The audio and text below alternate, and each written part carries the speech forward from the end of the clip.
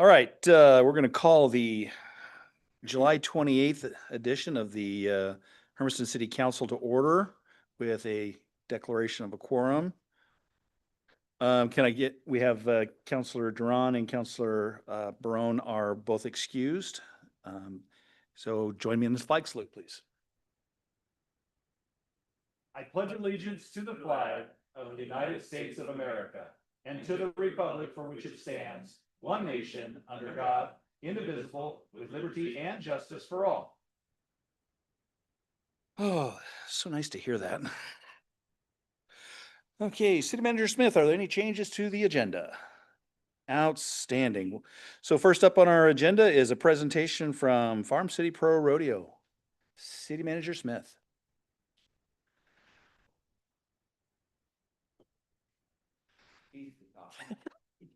You're the talking guy? He's ducking out on me. Weird how that works, isn't it? Well, first of all, I want to thank you for having us come to your meeting. We do appreciate it. And Farm City Pro Rodeo's got a pretty big announcement to make this year for 2025. But before I get there, I kind of want to tell you where we came from and how we got here. So way back when, the Umatilla County Fair used to have a junior rodeo. And the junior rodeo was struggling.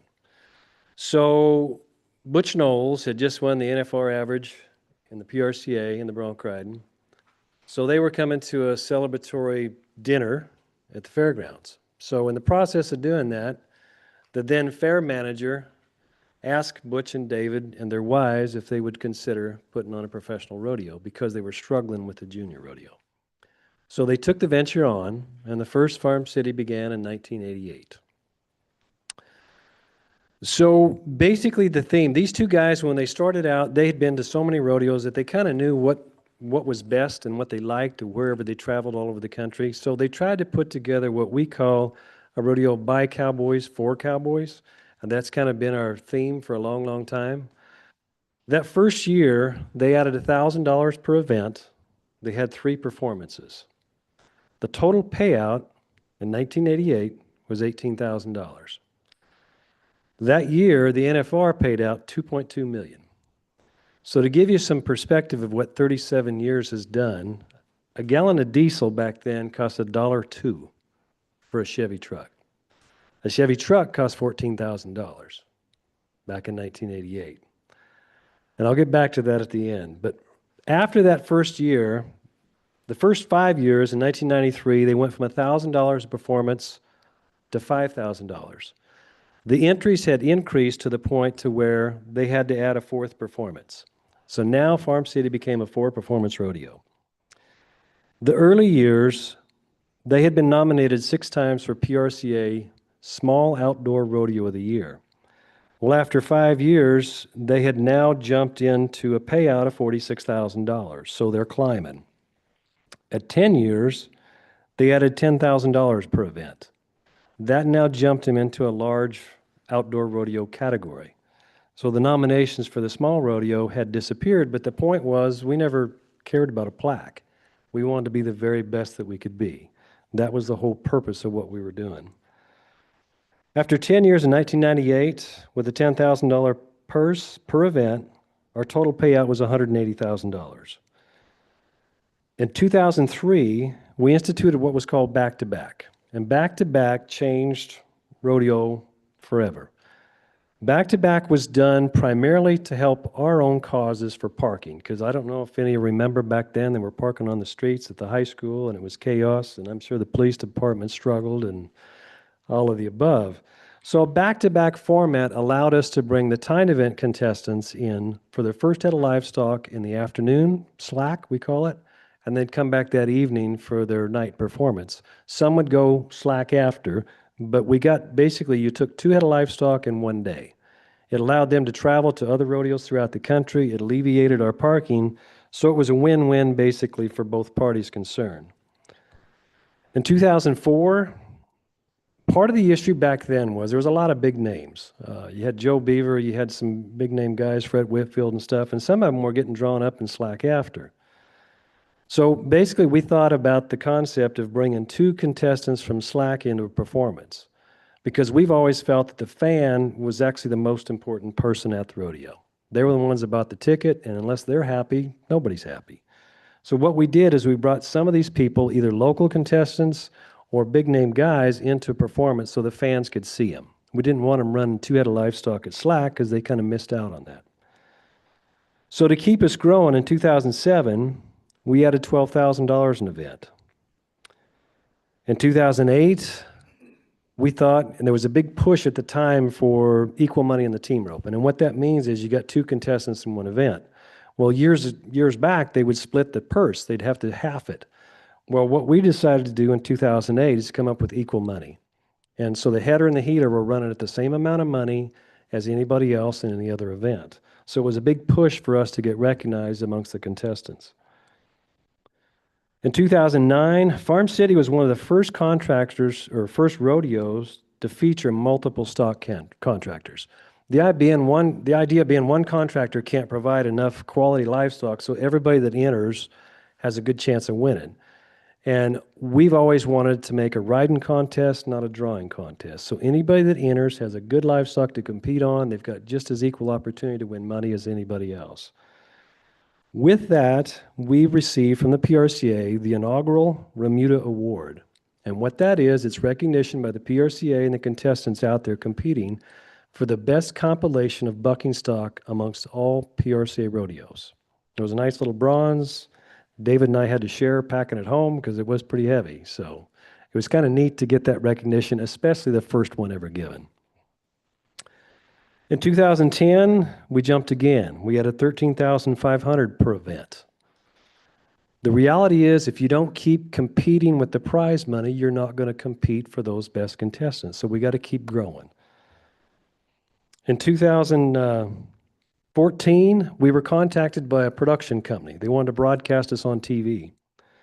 So to do that, we had to make a bunch of lighting improvements. And UEC and some of our friends come down and helped us make those improvements, improve the lighting so that we could reach the candle power that they needed for ESPN-type broadcast, which was a huge endeavor to do that. 2014, we got another Remuda Award. They thought that we're doing such a great job, we're going to keep them happy and give them another award, so they did. 2017, I'm sure everybody remembers the year that we moved up on the hill. And that was quite a year. It was a lot of work, a lot of hours, but the reality was we had one of our stock contractors out of South Dakota, and David had sent them a picture of the construction phase, what was it, in June? June 18th, and TJ says, "You ain't going to make it." Well, we did make it, but what most people don't know, we made it the day before the first performance. So we pulled it off. The neat thing about this venue up here versus the old one, that year we actually never had any production meetings for the rodeo. Not one. The board just stepped right in because it looked so familiar to what we've been doing for so many years. It was like being at home. So it went off pretty much without a hitch. If there was a hitch, most people didn't know it. So it went well. So moving up the ranks, 2019, we jumped to 15,000 an event. In 2021, the game changed forever. The introduction of the Cowboy Channel was something that changed rodeo for a long, long time. Basically, what it did is it created fans out of the average person. We've got sponsors here in Hermiston that watch the Cowboy Channel diligently. They watch it all the time. It's on cable TV, but it changed the world of rodeo. The guys competing could actually, their family at home could watch them compete throughout the country. So it just changed the sport completely. But what it did for us is it created a bigger fan base, and it also created a bigger sponsor base. They're familiar with the event. We've got several phone calls from around the country saying, you know, you guys have done a great job. They love the facility. They love the arena. It's clean. It's neat. David used the analogy. There was a gal a year or two ago said something about the flip-flop rodeo. And one of the board members didn't know if that was an insult or not. And she said, basically, you can wear flip-flops to this rodeo and not get your feet dirty. So that in itself was a compliment. Kind of a backdoor compliment, but it worked. So that year in 2021, we also added the breakaway roping. We had a sponsor that was really in favor of the event. It was new, it was coming on. So we thought, you know, if it's going to come in, we want to add the same amount of money as everybody else. And we were probably, if not the only one throughout the country that did that. A lot of them come in at a lesser value. We brought them in at full board, 20,000 added per event, and the entries came like crazy. So at the end of the year, they give us another award. So Hermiston has won several awards, which we're all grateful to have. 2024, we wanted to up it a little bit. We changed the dirt. We took all the dirt out a foot deep. We had received several awards for what they call the best ground. And for the barrel racers, if you don't have good quality ground, it's very difficult to win money. So with that said, we took all the dirt out, we sifted it, we blended it, we put it back in within probably 10 days before the rodeo, and everybody was tickled pink. That year, we added $25,000 per event. Prize money exceeded $300,000. Hermiston's Farm City Pro Rodeo was ranked 28th among 700 PRC rodeos. And that's all the big ones. Diesel prices, I'm getting back to that. 2024, $3.70. A Chevy truck, $70,000. So that's what the perspective was from 1988 to now. So Farm City in 2025, with the support of some incredible sponsors, this community, as well as all of you sitting here, have done something that the rodeo world has taken notice that we're here to stay, and that we're truly one of the best. Ranking solidly, and this year we will rank solidly within the top 15 rodeos in all of the U.S. and Canada. And we're talking Calgary, Cheyenne, the big boys. We'll rank up there within the top 15 of all of them.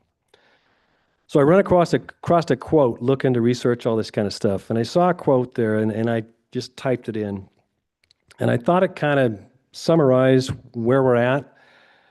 And it said, and I quote, "The Farm City Pro Rodeo has evolved from a humble regional rodeo with $1,000 added per event in 1988 to a major powerhouse PRCA event in 2025, offering $50,000 per event for a total prize money to exceed $600,000.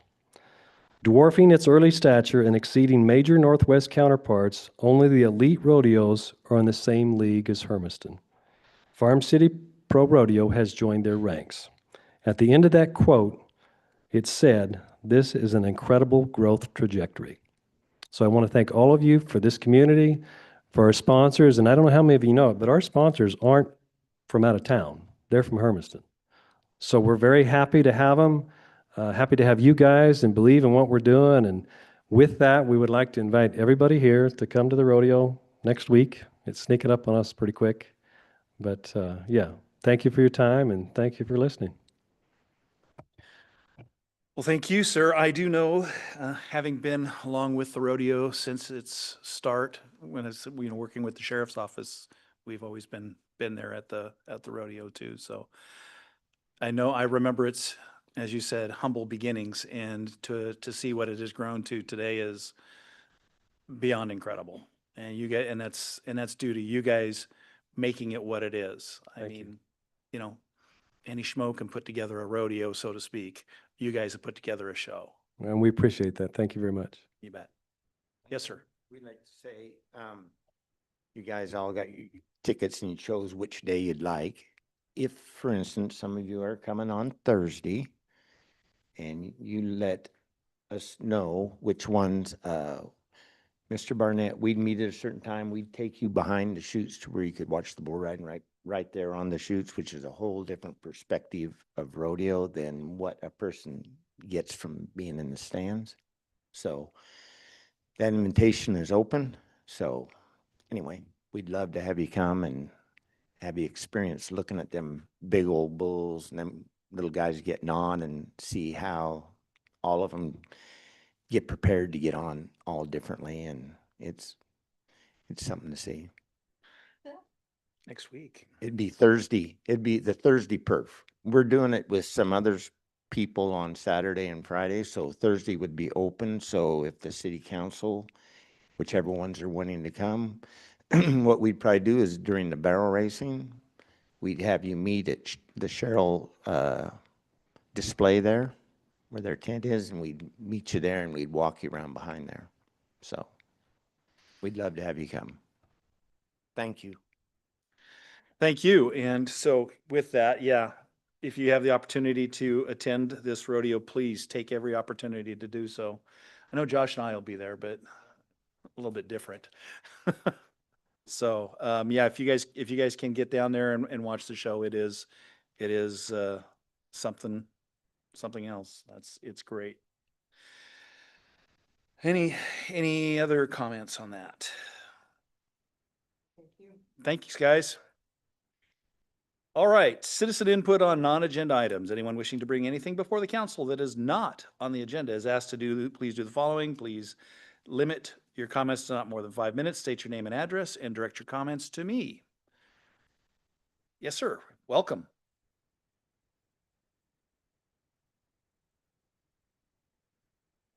Good evening, Mayor. Good evening, members of the council. My name is Wayne Welly. I live 745 East Quince Avenue in the Summit Oaks neighborhood. I came before you 2 weeks ago with some serious concerns regarding the health of my neighborhood. Tonight, I want to begin by expressing my sincere gratitude to Chief Hermiston and the entire Hermiston Police Department for the swift and meaningful action that they have taken. Within just a few days, we began seeing a noticeable difference from increased directed patrols to the professionalism and kindness of the officer who attended our recent neighborhood meeting. The department's visible presence and responsiveness have brought a renewed sense of reassurance to our community. When I last stood here, I asked for help. Now, I want to let you know that help's been received. The efforts of the Hermiston Police Department have made a real impact, and we are truly grateful for all the efforts. In life, it's too common for us to overlook and be thankful and express gratitude and appreciation. I wanted to make sure I took the time to come here tonight and say thank you, and that it's appreciated. With that being said, there's a lot of work that still needs to be done. Our communities come together with a unified purpose and a renewed sense of community. We remain committed and will stay vigilant, to face all the challenges ahead of us in the near future. So I just want to say thank you.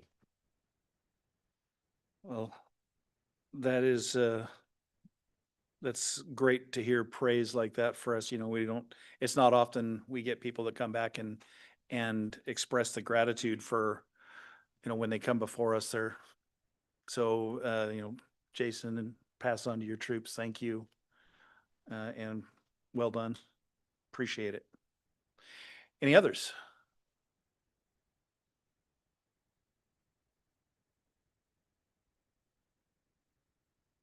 Good afternoon. My name is Manuel Gutierrez, and I still live in 750 East Queens. And what Alan used to say, I am going to regurgitate. No, I'm here to say thank you to the chief. I have seen the police, you know, going around in the neighborhood. It's a good neighborhood. I raised my kids, and I wanted to keep safe for the new generations. Thank you. Thank you, Mr. Gutierrez. And once again, thank you for your past service to this council. Another 2 attaboys for you, Jason. Any others? All right, moving along to the next item, consent agenda items. Consent agenda items A, B, C, and D. Are there any council questions in regards to council or consent agenda items A through D? Is there any public comment regarding consent agenda items A through D? Okay, council comments. Does council need to remove any items from consent agenda? Seeing none, can I get a motion to approve consent agenda items A through D? So moved. Second. Been moved by Councilor McCarthy, seconded by Councilor Hayward.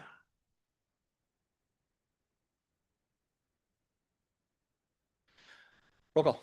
Yes. Yes. Yes. Yes. Yes. Yes. Motion passes unanimously, 6-0. No items removed. Resolutions. Resolution 3282, establishing Charter Review Committee and Process. City Manager Smith. Mr. Mayor, members of the council, as we talked about at our work session last time, appointing a charter review committee of citizens. You directed us to come back with a resolution that does that, so that's before you tonight. The way it is set up, there would be 7 members, all city electors. That means they live in the city limits and could vote in elections. Doesn't mean they're registered to vote, but they could vote. The council would solicit recruitment for that group, and then the council would appoint the chair of that committee. Then there may be a council liaison appointed that would be a non-voting member. And then as a scope of review, we just listed the items that we listed last meeting with the council, but it still leaves it open that they can look at everything. These are just items that are suggested that they at least take a look at, and they are geographic representation of council members, ward boundary adjustments, elected or appointed municipal court judge, a city manager residency requirement, ordinance adoption process, and the city attorney supervision / hiring. So all those things would be looked at by the committee, and then they would make recommendations to the council, and then it would be up to the council to what items get placed on the ballot for, if any, for the citizens to review and vote on.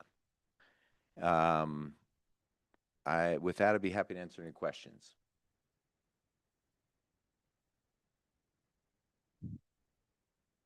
No questions. Well, I guess I got a couple. We had a whole work session. Well, some of us weren't here for that. So, the items that are on the deal, they're not, as you said, they're not the only ones that can be discussed on that.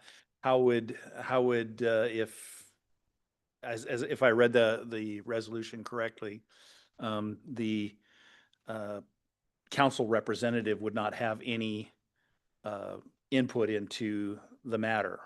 So how would, if we think something should be looked at, or, because we too are residents of this city. Well, it also provides for the opportunity to take public input. So at that time, members of the council could address the committee from the standpoint of being a member of the public and bring up any concerns or areas that you would like them to discuss, or your thoughts on any areas that they are discussing. Okay. All right. Any other questions? All right. Any public comment regarding Resolution 2382? Seeing none. Council comments? Seeing none. Can I get a motion to adopt Resolution 2382 and lay upon the record? Motion to adopt. Second. Been moved by Counselor Hayward and second by Counselor McCarthy. Roll call. Yes. Yes. Yes. Yes. Yes. Yes. Motion passes unanimously. Next up, Resolution 2383, supporting an application by the city for a housing planning assistance grant from the state of Oregon. City Manager Smith. Yeah, Mr. Spencer. Yeah, tonight I have in front of the council a resolution of support for a grant that we are preparing. It's called a Housing Planning Assistance Grant. And what we are shooting for is, over the last 3 or 4 legislative sessions, there's been some pretty substantial housing policy changes that have come out of legislation. And this grant is basically applying to get a DLCD appointed consultant to help us come in and amend our code to be compliant with the last few years of legislative changes. We're just, as part of the requirements, we need to have a resolution of support for the grant to be complete. We're looking at about a year timeline using a DLCD appointed consultant, which means that the city winds up not having out-of-pocket expenses. The consultant works for DLCD and the city, but all the payments go through DLCD. It's the same format we used when we did our duplex code amendment back in 2021. For those of you who remember, it was very smooth. Okay. Council questions? Council Roberts.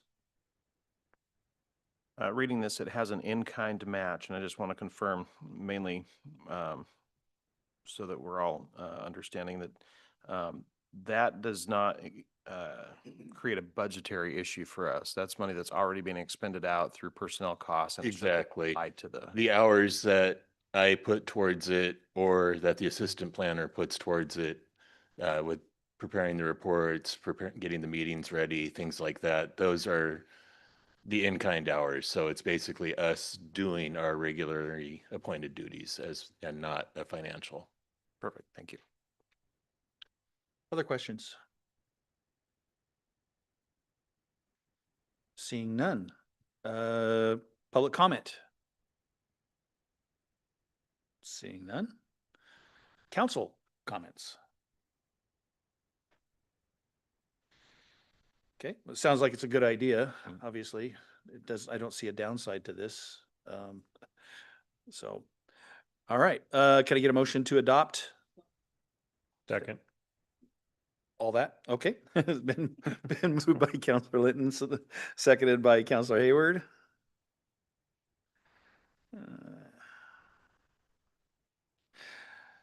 Roll call. Yes. Yes. Yes. Yes. Yes. Yes. Motion passes unanimously. All right, moving right along, June 2025 monthly financial report. Yes, Mr. Palacios. Good evening, Mayor and councilors. Thank you. So tonight I'm presenting the June 30th, 2025 financial reports for the HURA, H-U-R-A, the Hermiston Urban Renewal Agency and the city of Hermiston. Can never get this.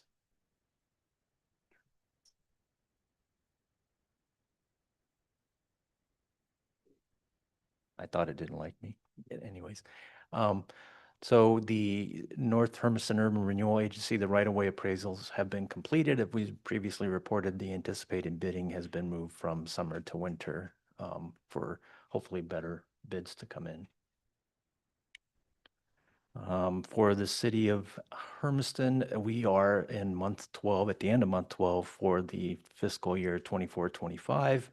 So on a budgetary basis, we have completed the fiscal year.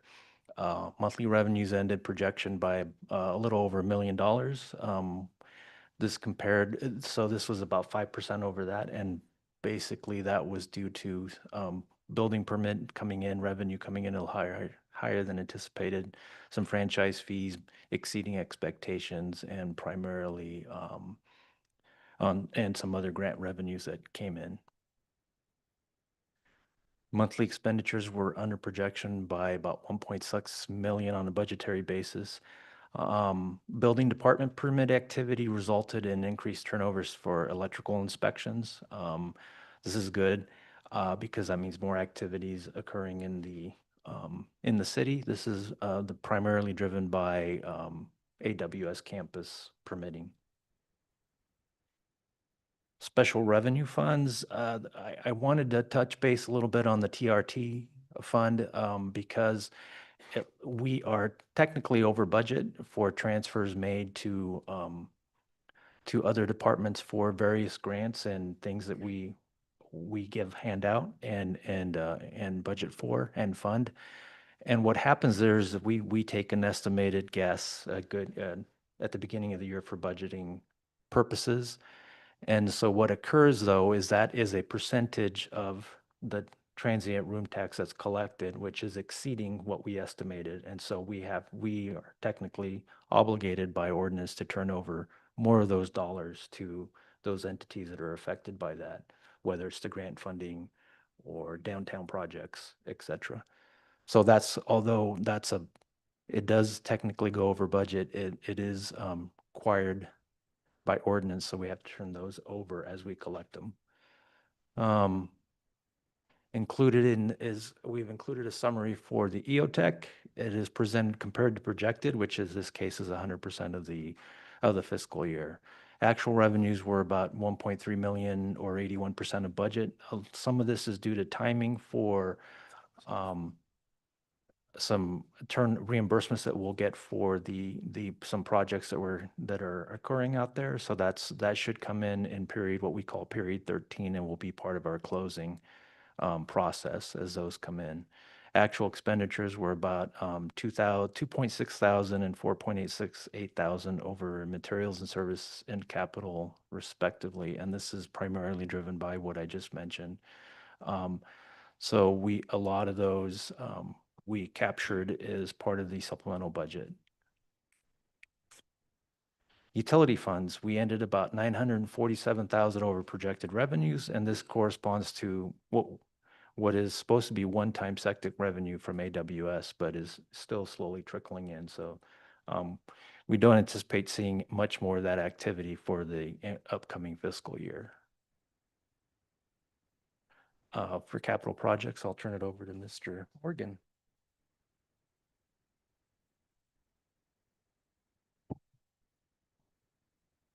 Yeah, so capital projects, the Gear and Harper realignment project, I've been mentioning for quite some time that full design is expected by late spring.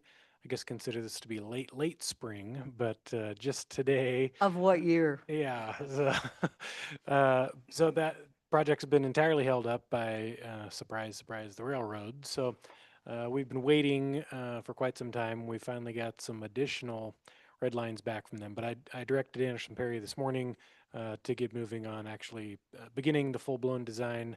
That carries with it a certain amount of risk, but I think that's what we're just going to have to do with the railroad.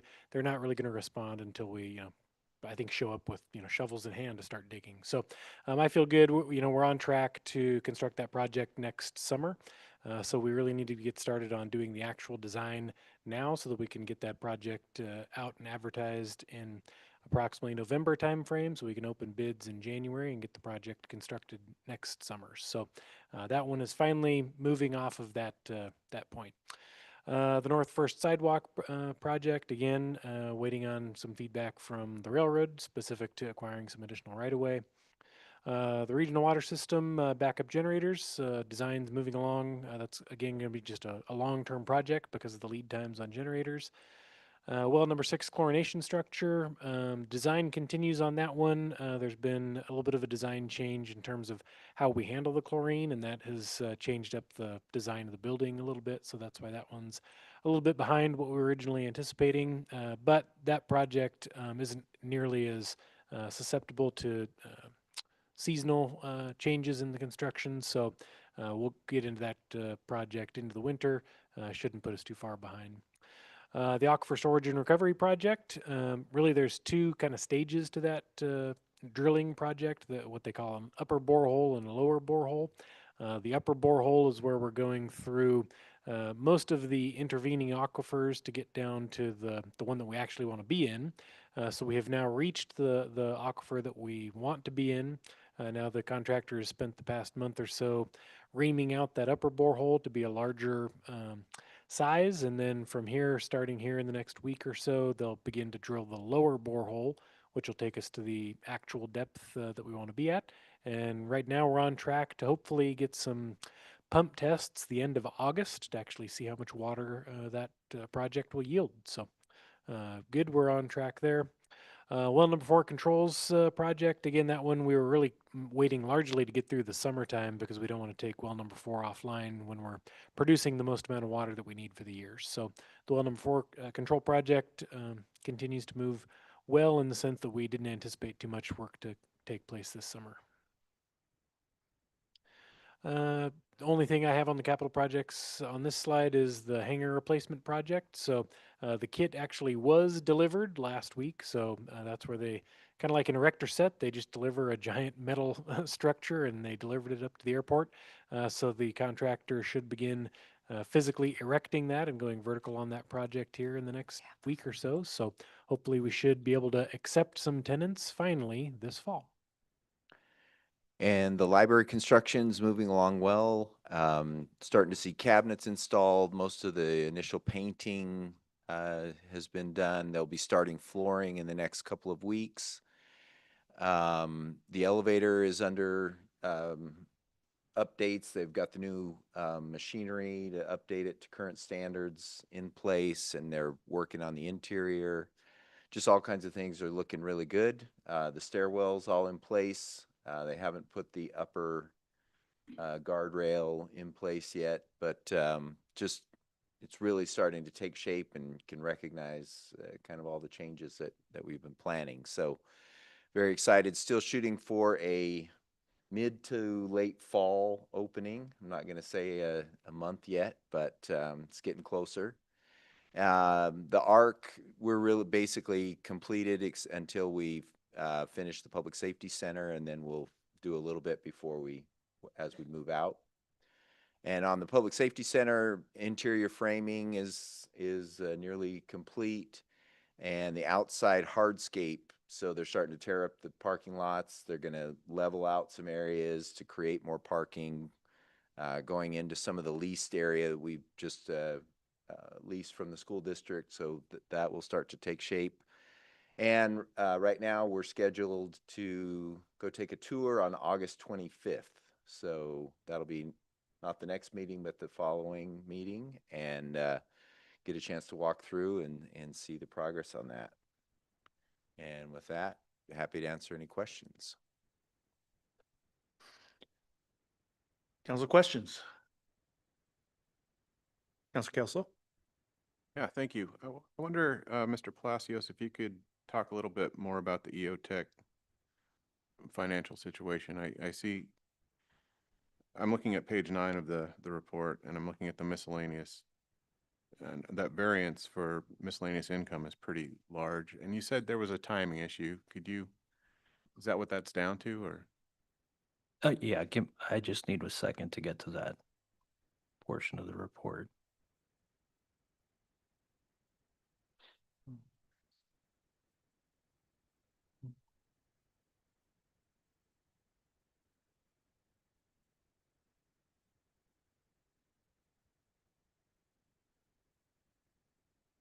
Need thicker glasses. Pardon me here. So what was, could you repeat the question again? Yeah, sorry, it was a little rambling, but I noticed that the variance, the unfavorable variance for miscellaneous revenues is fairly steep. I wonder if you could speak to the cause of that and what the source of those miscellaneous revenues. The primary portion of that miscellaneous revenue was the reimbursement from AWS for the project that's going on out there for the campground and the RV park. We haven't been reimbursed for that as of 6/30, but we will, and that takes place in that period 13 that I'm talking about as part of our closing So process. that's the timing issue. Correct. Okay, thank you very much. That makes me feel better. Other council questions?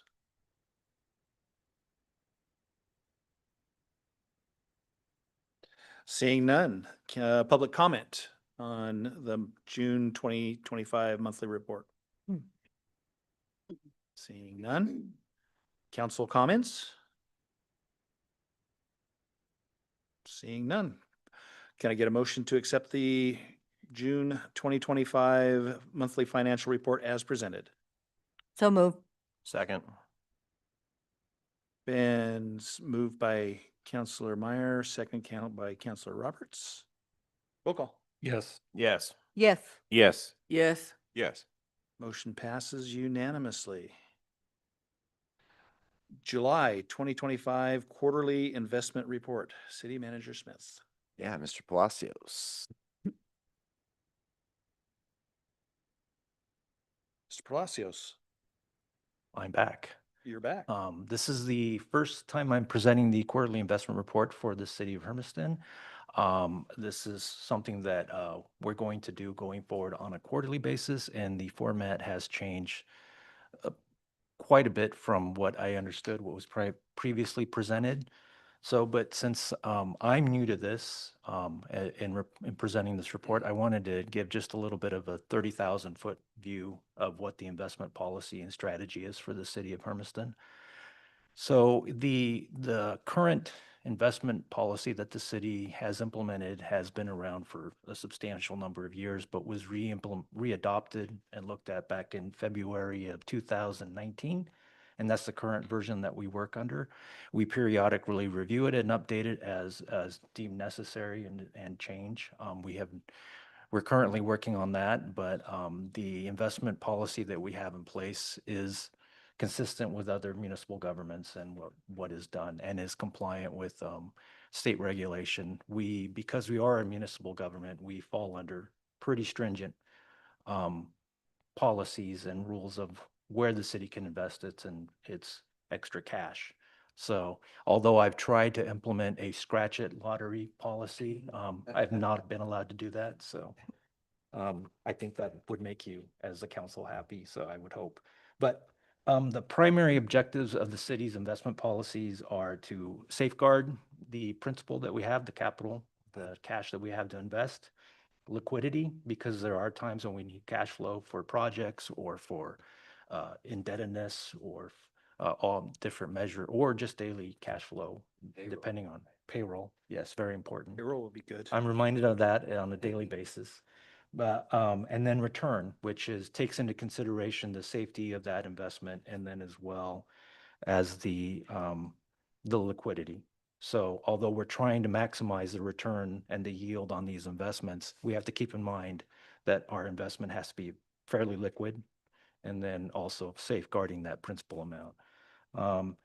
So currently our investment policy calls for a certain ratio that we can invest in. So we are allowed, if we wanted to invest 100% of it in either U.S. Treasuries, U.S. agency obligations, or the Treasury pool, which is a local government investment pool, which the state of Oregon maintains and runs. Or we can purchase corporate bonds up to 35% and no more than 5% in any given corporation in that ratio, up to that maximum of 35%. And then if we wanted to be really, low return, we could put all our money, 50% of our savings into a savings account like US Bank, Wells Fargo, any of those general type. So in the report that was in your packet, one of the things that I presented in the far column was a breakout of the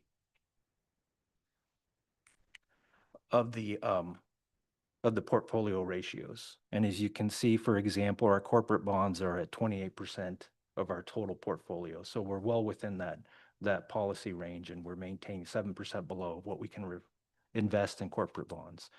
So basically the schedule summarizes the investments by types and is presented in this new format. The summary includes beginning and ending balances. The change column that was in your packet summarizes maturity and or redemptions. So because of the nature of the bonds that we invest in outside of the pool, outside of that LGIP treasury pool, some of those bonds can be called. So that's why you're seeing some of this activity, or they've matured and we just reinvest them into different vehicles. Then the net gain or loss, we fortunately, knock on wood, we haven't had any losses up to date. That represents the interest or gains and losses. We only report,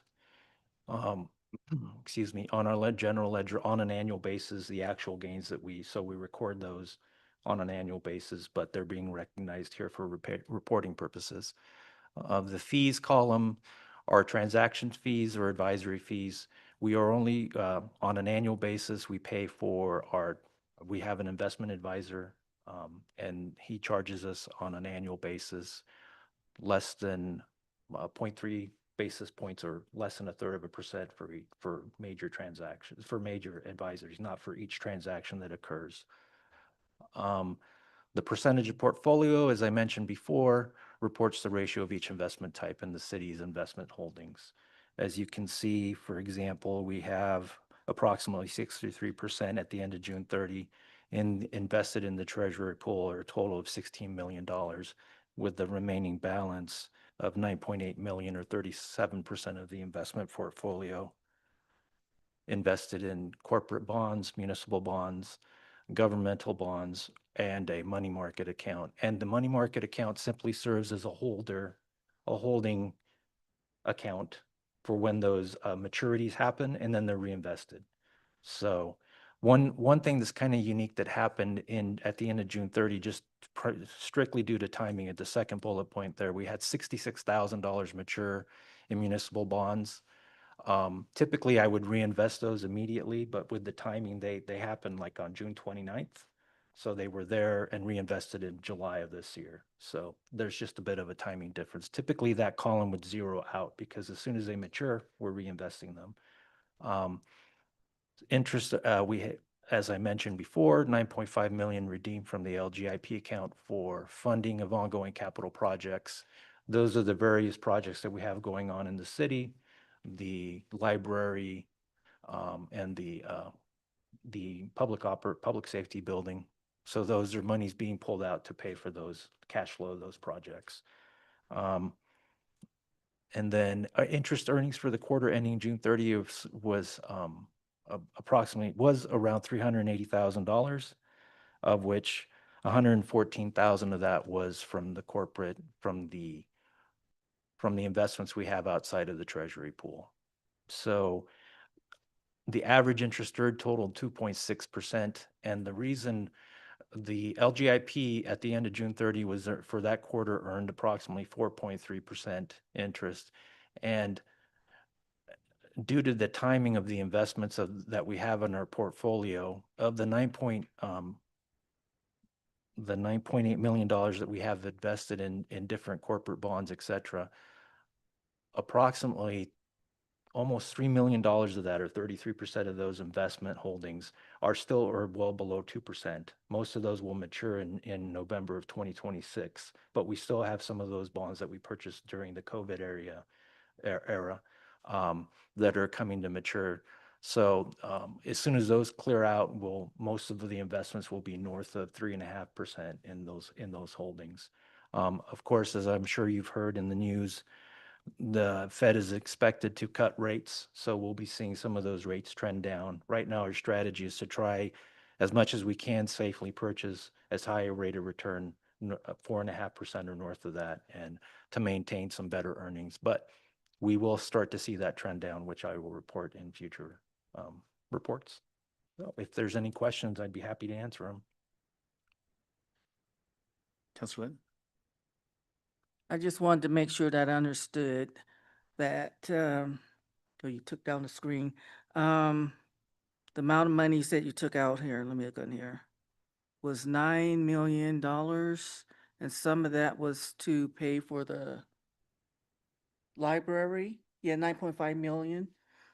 And I thought we took out a loan where we, and a bond or something for 5 million for the library, and there was a. Right, so we got all of the money. We borrowed $20 million for all of the various projects. We got all of that at once, so we were able to invest it and get some interest off of it while we worked on the projects. So we take it out of the investments to pay the contractors and other people, but while it's sitting there, we're able to earn interest on it. Okay, thank you. Using money while it's stagnant. Yeah. Okay. Any other council questions? Okay. Public comment? Seeing none. Council comments? Councilor Kelso. I wanted to thank you for this explanation. I think this is fascinating and great information for the council to have. So thank you for preparing this. You mentioned that the city does have the option of putting all of our money into a savings account, and I wanted to thank you for not doing that. That would be the easy option, right? But I'm glad to see that our money is invested and somebody's actively looking at it and managing it. So thank you. I echo his sentiments exactly. That's, we appreciate you taking good care of being a good steward of our money, of our citizens' money, so that we have the ability to say this is where basically every dollar is, and that type of I hate using buzzwords, but that type of transparency is exactly what we need in this time. So thank you, sir. Okay, so can I get a motion to accept the July quarterly investment report as presented? So moved. Second. Okay, moved by everyone, and seconded by Counselor McCarthy. Roll call. Yes. Yes. Yes. Yes. Yes. Yes. Motion passes unanimously. Police collective bargaining agreement for fiscal year 26 through 28. City Manager Smith. Yeah, Mr. Mayor, members of the council, I appreciate your patience in this coming into the agenda a little bit late. But as we concluded bargaining last week, both the city and the police association wanted to try to get to ratification as quickly as possible. So appreciate the patience and seeing this a little bit late.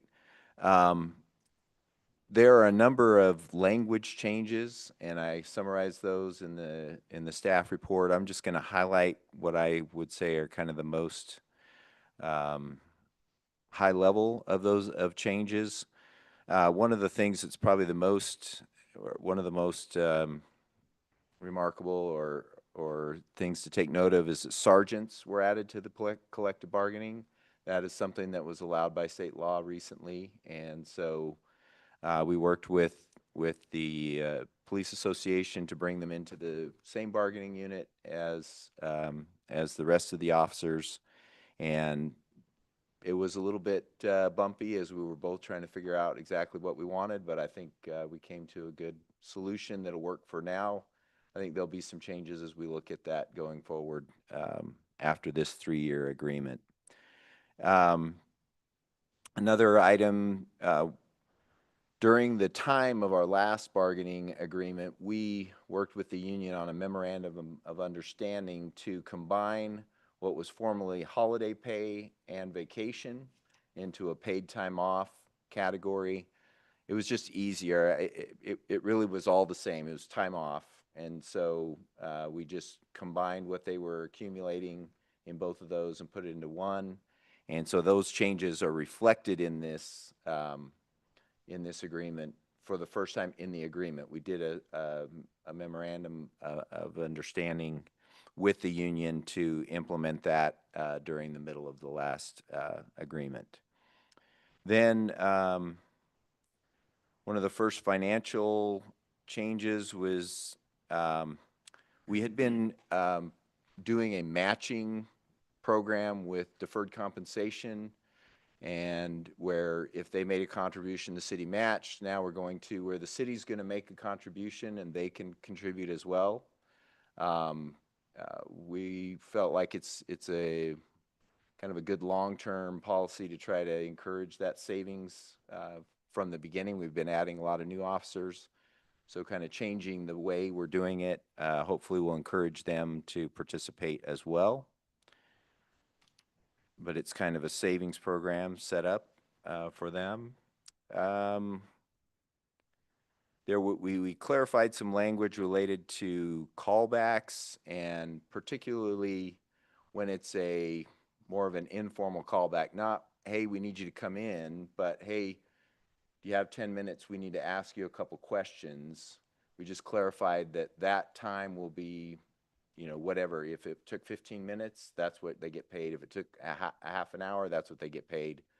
And the only other item kind of related to that is if they have a remote court appearance, then we just clarified that they would get the standard 3-hour callback for that, because there was some discussion about whether that should be shorter because they don't have to come in, they can be at home, but we ended up on the 3 hours for that. Then the most from a financial standpoint, the largest impact, of course, is on salaries. And as we both sides looked at it, our salaries were a little bit behind the market as far as our comparative agencies. And so we looked for ways that we could kind of get back into being more competitive, making sure that we can attract and retain our officers from a financial position. And so the cost of living, we kind of broke it into two areas: the cost of living increases for the officers and the record specialists. So under this proposal is 3%, 3%, and 2% for the 3 years. And then there, along with those, there would be additional step movements for officers, not just the one. And that, over the time of the contract, will move us into that more competitive position. And then for the sergeants were not, as we looked at the market, we're not as far away from kind of where we want to be. And so they are going to be, they have the proposal of 3%, 3%, and 3%, but they will not have the additional step movements that the officers have under this proposal. So the other financial changes that took up a lot of language, but are really just bringing over, the sergeants had incentive pays and certification pays that were in the employee handbook. We just brought those over into the collective bargaining agreement.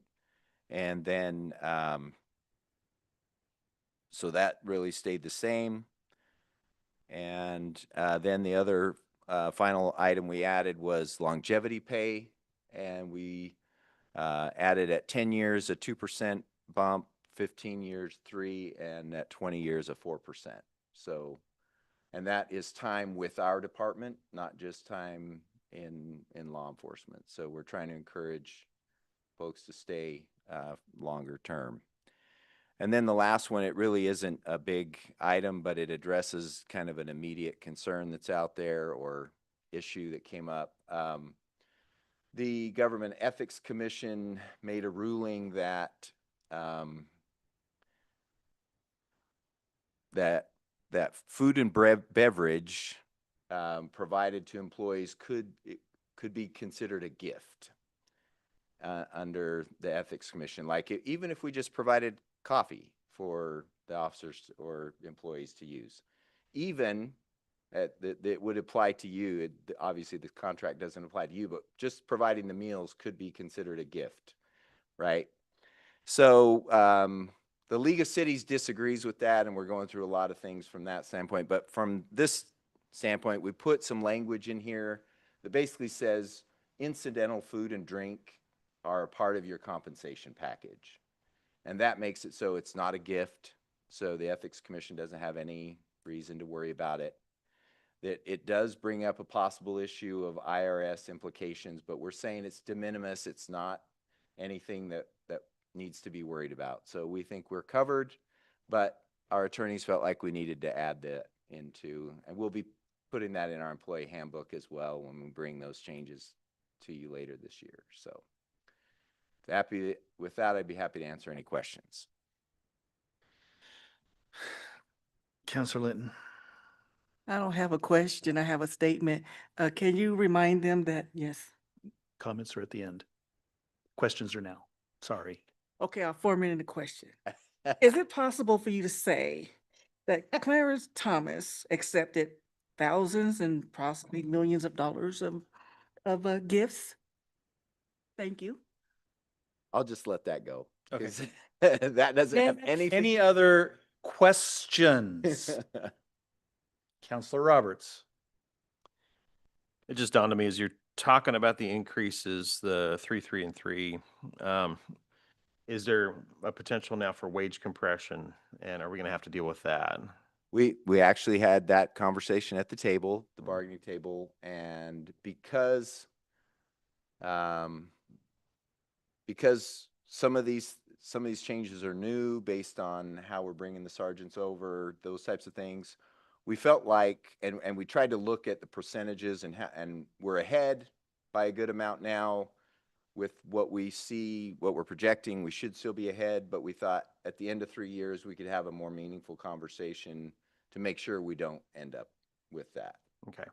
And with them being in the same unit, it helps us kind of keep track of that better than when we were working, when the officers were in the union and the sergeants weren't. Sometimes we didn't keep those connected as well, but I think we'll be able to do a better job now. Okay. Any other questions? Councilor Kelso. Yeah, thank you.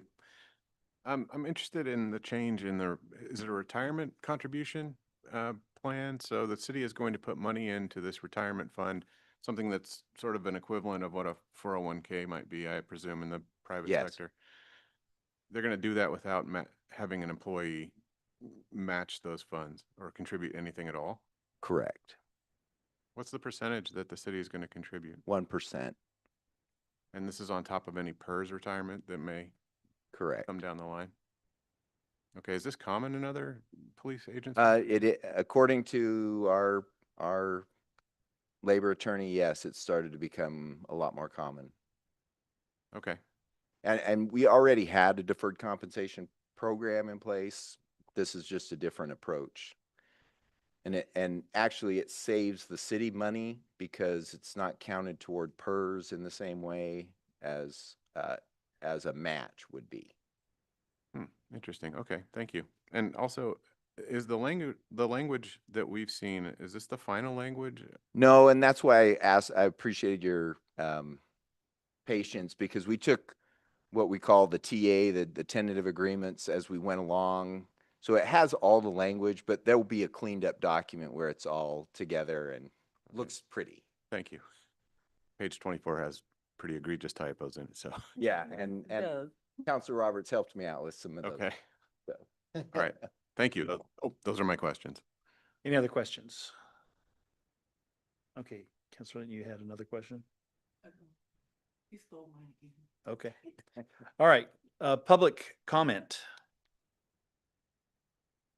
Seeing none. Now, Counselor comments. Any? All right, can I get a motion to approve collective bargaining agreement for fiscal years 26 through 28 with the Hermiston Police Association as presented? Second. Don't even know. Ladies and gentlemen, patience is not just for doctors and nurses anymore. All right, been motioned by and moved by Counselor Linton and seconded by Counselor Meyer. So bookends on Jackie's. Roll call. Yes. Yes. Yes. Yes.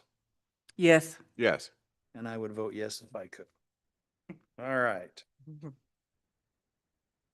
All right, that does it for that stuff. We're up to committee reports, city committees and liaisons. Anyone have any to speak of?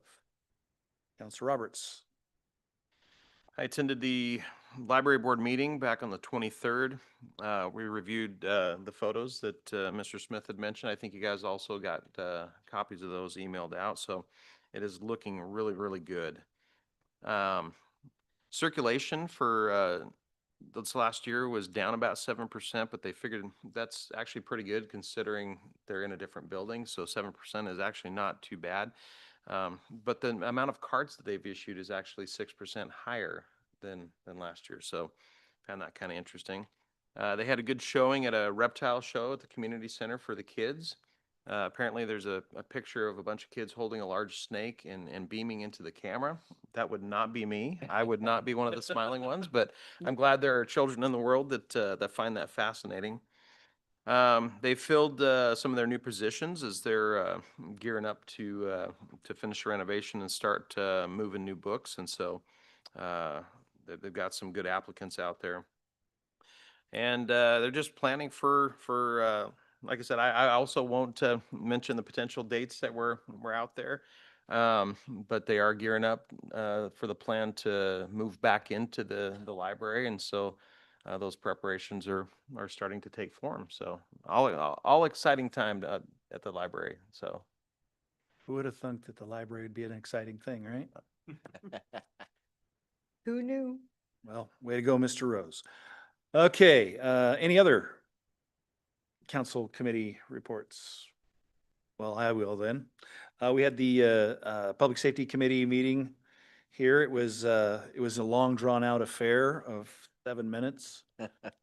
So the chief gave us some quick figures. We have a few things that, it looks horrible with when in the report to the deal that we had 6 homicides, but those are attempts. They're not actual can, people have not actually died in that risk. So, it can appear to be deceptive. Calls for service were down a small amount, but the officer initiated activity was well up, as were traffic stops and arrests. They're working on the library contract, or the hospital contract now that has opened up, and they're starting to see some traction there. And he's got a few more things that are coming in the future. And then the port also presented its lengthy report of 2 pages, and that the numbers are up and some are down.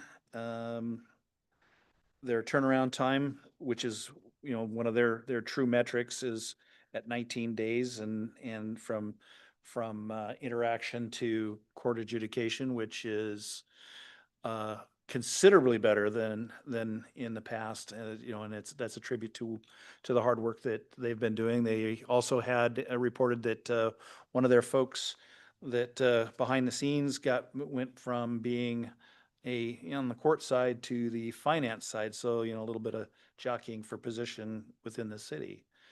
So, so she's gonna be looking for somebody else to replace her, or has she been replaced? I forgot to ask that. Okay. So there. So, outstanding. All right. Any other committee reports? All right, mayor's report.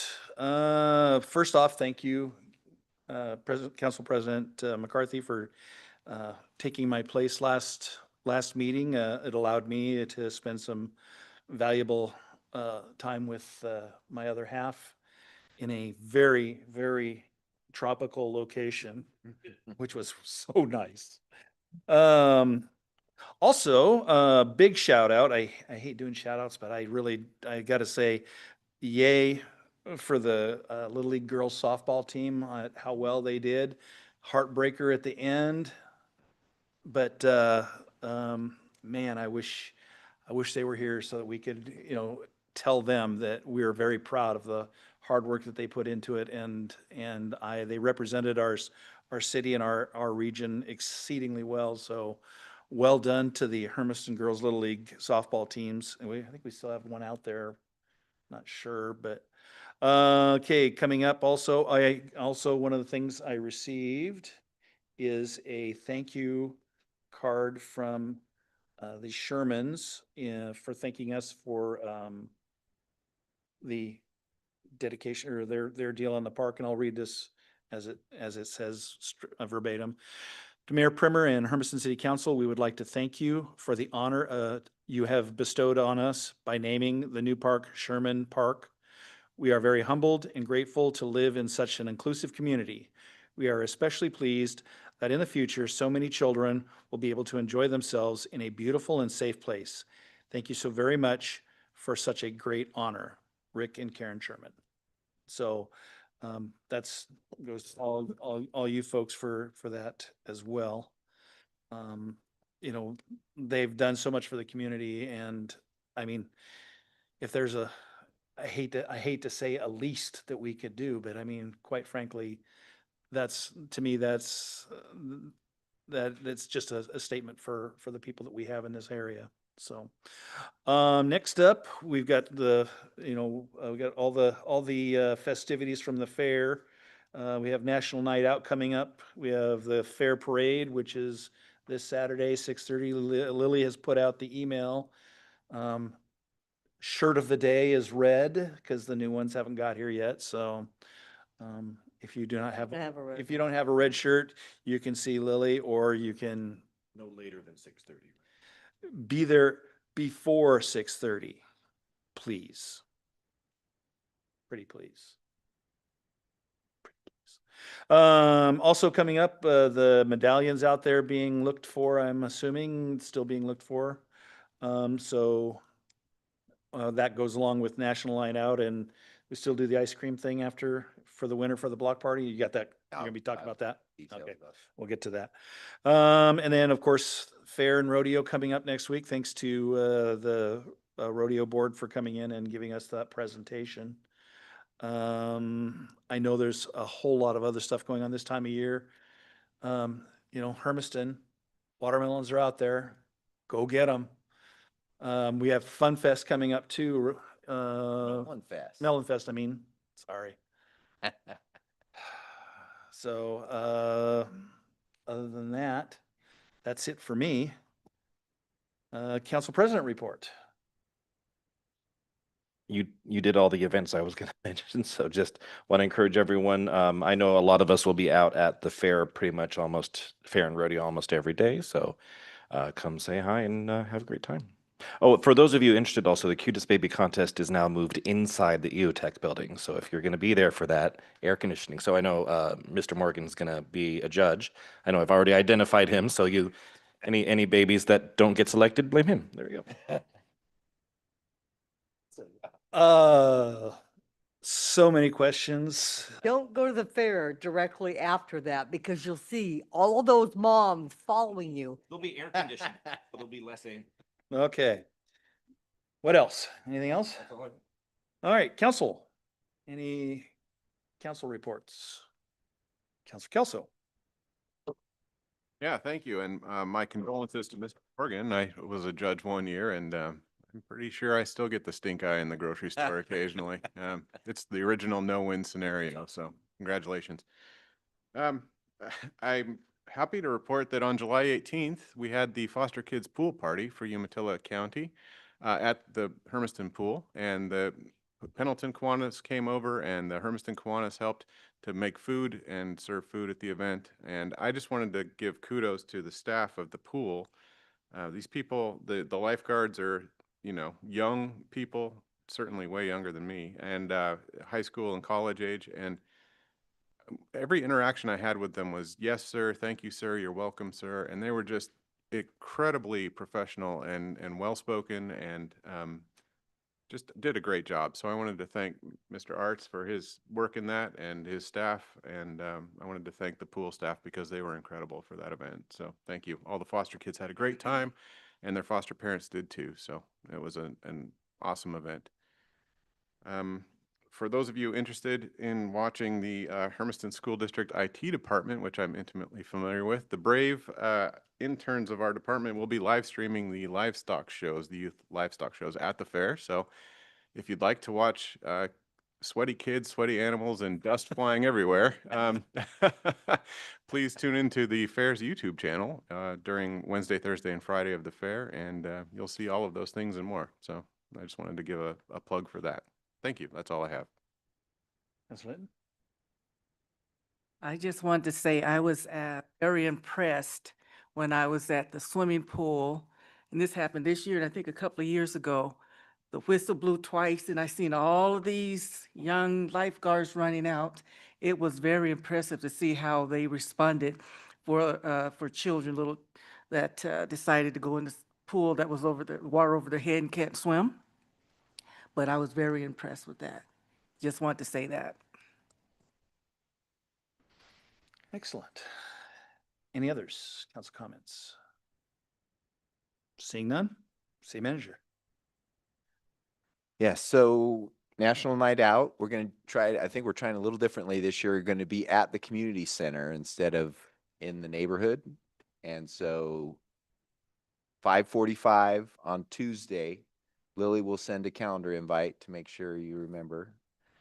And then another one that I've asked her to send out is the LOC is going to be in Boardman doing some training. And so she'll send out some information. If you're interested, please take advantage. It's close by, you know, if it's something that you're interested in. And then my final announcement is we survived a meeting with Lily as our substitute city attorney. So we're good. Okay, so do we need to talk about getting her a raise or what? She has a really nice certificate that, you know, that seems to cover it. Okay.